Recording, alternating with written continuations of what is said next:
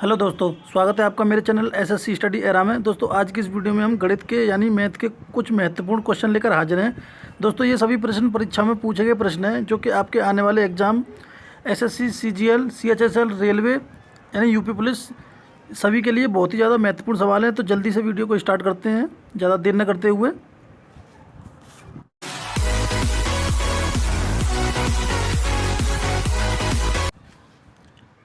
इस वीडियो का पहला क्वेश्चन है, देखिए दोस्तों, जैसे यहाँ पे क्वेश्चन नंबर 1 है तो आप क्लियरली पढ़ सकते हैं। जैसे 2000 रुपये पर 75 रुपये प्रति 1000 वार्षिक दर पर 2 वर्ष का साधारण ब्याज क्या होगा, यानी सिंपल इंटरेस्ट पूछा है।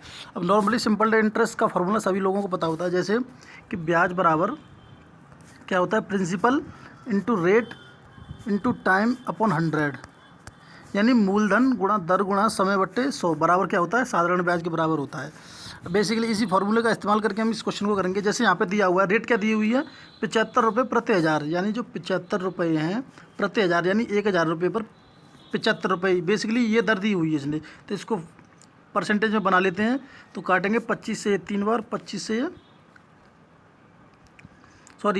यानी यहाँ पे 1000 है और जो परसेंट में होता है वो नीचे 100 होता है, तो यहाँ पे हमें बेसिकली एक जीरो हटानी है। तो यहाँ से एक जीरो डालेंगे तो यहाँ पे पॉइंट आ जाएगा, यानी जो इसकी रेट आ गई वो कितनी आ गई, 7.5% आ गई, यानी ये 7.5 रुपये 100 रुपये पे आ गई। क्योंकि जो रेट होती है वो 100 रुपये पर ही तो होती है, यहाँ पे 1000 रुपये दिए, इतना फ़र्क है इसने। तो यहाँ पे पॉइंट लगा लेंगे, 7.5 आ जाएगी। तो पूछ रहा है 2 वर्ष का साधारण ब्याज क्या होगा। अगर हमें जब भी साधारण ब्याज निकालना है तो रेट का टाइम से गुणा कर देते हैं, तो सीधा सीधा गुणा कर दिया हमने, 7.5 × 15 आ गया, 7.5 × 2 15, यानी 2000 रुपये का सीधा सीधा हमें 15% निकालना है। 2000 रुपये का 15% निकालेंगे, 15 दूनी 30, यानी ब्याज में कहीं ना कहीं 30 आएगा। तो 30 कौन से ऑप्शन में, बी ऑप्शन में, बी ऑप्शन हो जाएगा इसका। ठीक है, बेसिकली इस फॉर्मूले का यूज़ कर लिया हमने, लेकिन हम डायरेक्ट भी कर लिया, क्योंकि जब भी आपको दर दिखाई देगी, रेट दिखाई देगी, उसको हम टाइम से मल्टीप्लाई कर देंगे, टाइम से, यानी जो रेट होगी उसको टाइम से मल्टीप्लाई करके प्रिंसिपल के साथ उसका परसेंटेज निकाल देंगे, वो आपकी सिंपल इंटरेस्ट हो जाएगी। उम्मीद करता हूँ पहला क्वेश्चन समझ में आया होगा। दूसरे क्वेश्चन को देखते हैं दोस्तों। जैसे यहाँ पे दूसरे क्वेश्चन में पढ़िए, ध्यान से पढ़िए आप। किसी व्यक्ति के वेतन का 20% भाग किराए पर खर्च होता है, ठीक है, 20% भाग खर्च हो गया। 60% भाग जीवन यापन पर खर्च होता है और 10% भाग की वह बचत करता है, ठीक है, बचत भी कर ली, सेविंग कर ली। यदि वह शेष 30 रुपये बच्चों की शिक्षा पर खर्च करे तो उसका वेतन कितना है, यानी उसका ओरिजिनल वेतन कितना है वो पूछ रहा है। अब कुछ लोग इसको एक्स मान के करेंगे, एक्स मान के नहीं करना है हमको, सीधा सीधा क्या करना है, जब भी आपको परसेंटेज में दिखाई दे आपको 100 मान लीजिए, यानी पूरा वेतन हमने उसका 100 मान लिया।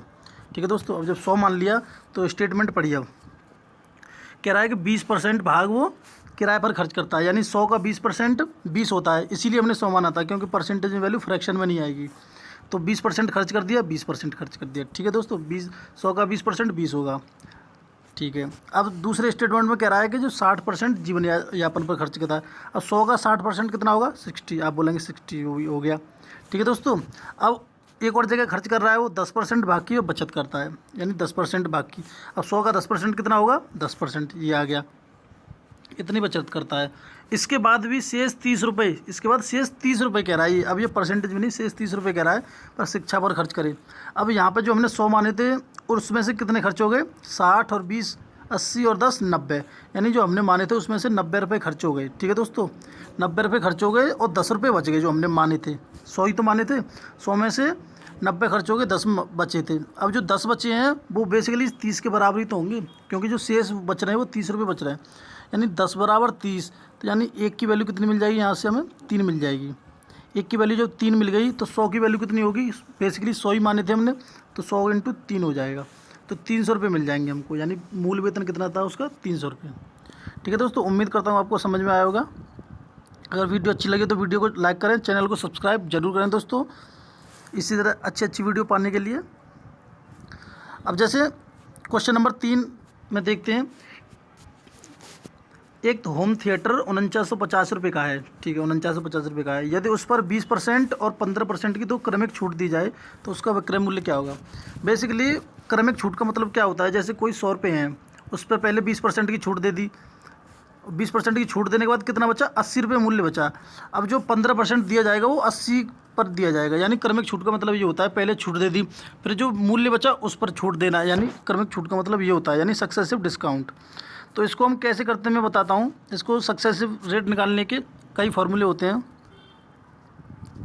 जब दो रेट दे रखी हो तो इनको हम एक ही रेट में बदल लेते हैं, सक्सेसिव रेट को एक ही रेट में बदल लेते हैं। कैसे मैं बताता हूँ। x + y minus x into Y by 100, ये फार्मूला होता है।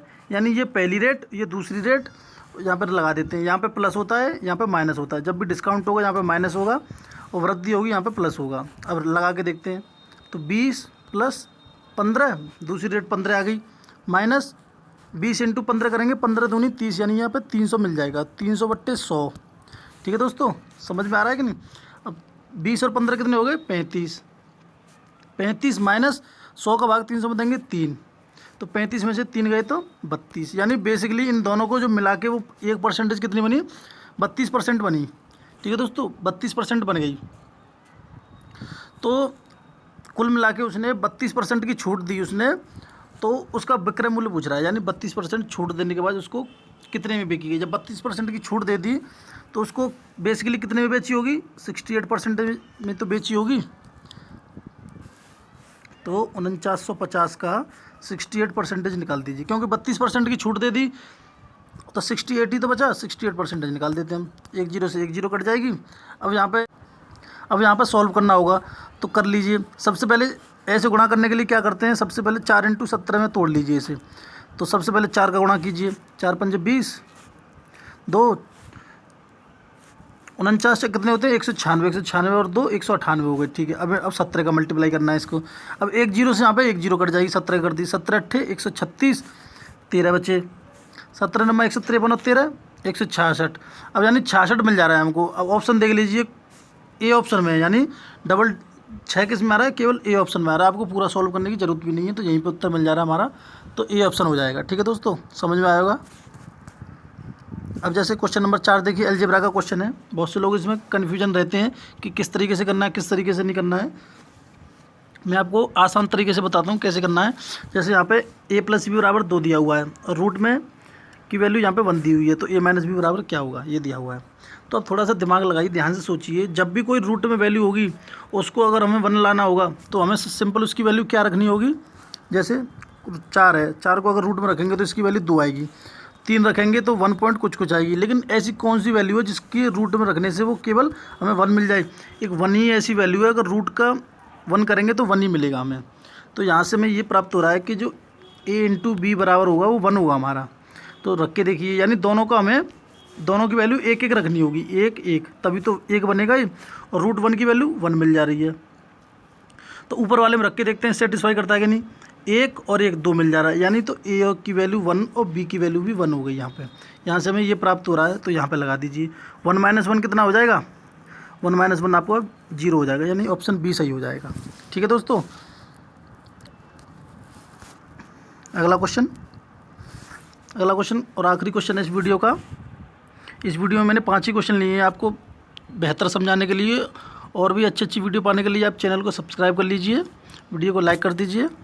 अभी इस क्वेश्चन को देखते हैं। जैसे यहाँ पे x + 1/y = 5 दिया हुआ है, तो यहाँ से इसकी वैल्यू पूछ रहा है। तो सबसे पहले हम क्या करेंगे, क्रॉस मल्टीप्लाई कर दीजिए, यानी x² + 1/x = 5 दिया हुआ है। बेसिकली हमने किया कुछ नहीं है, इसका यहाँ पे x का ऊपर गुणा कर दिया, एलसीएम ले लिया है। तो यहाँ से कितनी वैल्यू मिल जाएगी, x² + 1 बराबर कितना आ गया, 5x आ गया। यानी x² 1 = 5x। किया कुछ नहीं अभी, इसको बस खोल दिया है हमने। तो x² 1 = 5x। अब यहाँ पे जो यहाँ पे x² है और +1, यानी इसकी वैल्यू यहाँ पे 5x रख दीजिए। ठीक है दोस्तों, जैसे ऊपर 6x है, x² और 1 की वैल्यू कितनी हो जाएगी, 5x। 5x पहले से 1x यहाँ पे है, तो 5 और 1 6x हो जाएगा। नीचे भी 6x, ऊपर भी 6x, नीचे भी 6x, तो कितनी बार कट जाएगा, 1 बार कट जाएगा। तो यानी इसका उत्तर कितना आ जाएगा, 1 आ जाएगा। ऑप्शन ए सही हो जाएगा। ठीक है दोस्तों, उम्मीद करता हूँ आपको क्वेश्चन समझ में आया होगा। वीडियो अगर अच्छी लगी हो तो वीडियो को लाइक करें, चैनल को सब्सक्राइब करें। Thank you. जय हिंद, जय भारत।